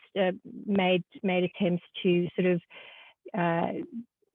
be open to speaking to some of the parents if they needed support. But there's a very big, I think, and that's the thing with teenagers as well. They are private, so they also want their privacy. But I think, I don't know, my feeling is that if we could have some kind of education more in high schools. Yeah, I get what you're saying. I'm really, are you based in Australia, Michelle? Melbourne, yeah. Melbourne, yeah. I'm really, you know, obviously I don't have my finger on the pulse here, and maybe we could take this offline another time because I'm aware of time and everybody else on the call. But I'm really surprised about the whole privacy thing. Like I don't understand why people. Yeah, I understand if you want to keep it private, then you keep it private. But I don't understand why it has such a big impact on the classroom and on the kids. Like if the more people that know, the more people that can support, then great. You know, I know when I had my heart attack at 12, I remember getting a get well card from all my classmates at school in year 8. And one of them wrote down the bottom, hope you die. I still remember it. I still remember his name. His name was Steve, and he was a big burly bloke. And I saw him only a couple of weeks ago when I was at the park with the kids, and he's covered in tattoos and he looks really scary. And I'm still scared of him all these years later. But I remember reading that and I thought at the time, that's not fair. That's not nice. You're breaking my heart. But what it did was just layered a different mechanism of resilience for me to not allow the words to weigh as much as what they once did. And I think that if, from a parent's point of view, if we can utilize the pain and the suffering that our children or we are going through to be the benchmark and the platform to give us greater sense of courage and strength to push through, then let's take light from darkness. Thank you. Absolutely. I think that's a perfect place to leave it, taking light from darkness. Thank you so much, Michael. Thank you, everyone. And at this point, I'm just going to pass the baton over to Rodney from Childhood Cancer International. Rodney, thank you. Hi, thank you, Michael. This is the most incredible sharing I ever heard. And thank you for sharing your miraculous, powerful, amazing story, how you're able to just turn around and pay it forward, despite all the adversity that you have faced. So thank you. And good morning and good afternoon to everyone. Many thanks for taking your time to attend this important session. As a parent, one of my most important priority is to ensure that Keith remain healthy and cancer-free. Now, although he has been in remission for past 20 years, right? Products that are easily available to the general public, like health insurance, is not accessible to Keith. So it's really incredibly frustrating for Keith and me. The right to be forgotten is a very timely and very important topic for survivors everywhere.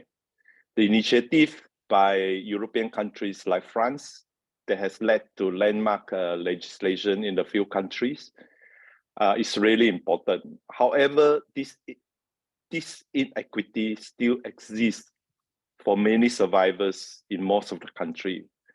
We have to expand this initiative to ensure survivors are not unfairly denied of any financial products. And to this end, CCI is definitely committed to drive it forward. And listening to all the stories, I'm sure everyone is amazed with the incredible, courageous stories shared by our survivor panel. And despite the challenges that they face, they also make an effort to help others.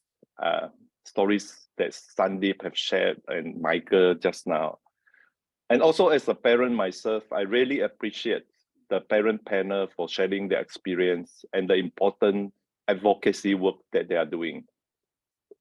I guess many important issues were discussed during this webinar from survivors, from parents' point of view. We must, as a community, keep this conversation and progress the issue. And again, I assure you that CCI will be a willing partner in whatever capacity that we can. Just reach out. So to all our CCI member organization and also parent organization, my ask is let us all work together to build a strong survivor network within our communities. Keep the conversation going so that we understand the needs, which may differ in different geographies. Australia may be different, Malaysia, and well, Hong Kong may be different, right? One simple initiative that we all can do as parent organizations is to include survivor into your board. So there's an active participation in shaping the direction of your organization. I'm very happy to share that in my organization, the Sarawak Children Cancer Society, Joshua, a survivor, have joined the committee and is now making very, very important contribution to the organization. Another initiative is to start a survivor group in your country. Not many countries have survivor group. In Malaysia, certainly we don't have yet. So that we can have a regular dialogue to explore areas of collaboration between the parents and also the survivor. Now, to this end, CCI has made it as part of our strategic plan. Part of our strategic plan to work with national parents organization to establish survivor group in targeted country. Please reach out again so that we can all work together. I'd just like to end by expressing my sincere thanks and appreciation to all the survivors and parents in the panel for their open sharing, their thoughts and their ideas. My thanks also to SIOP and also St. Jude for their partnership and support in making this webinar possible. Now, last but not least, Jonella for guiding us through this session, to Kate, to Mary and the organizing committee. Congratulations for a very successful webinar and thank you all for making this session possible. Cheers and have a great weekend and thank you for having me. Thank you, Rodney. Thank you, everyone. Thank you, Please Kate. take care.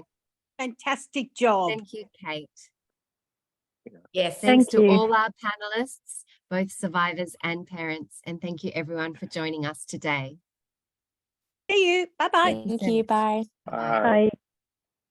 Thanks, everyone. How do I get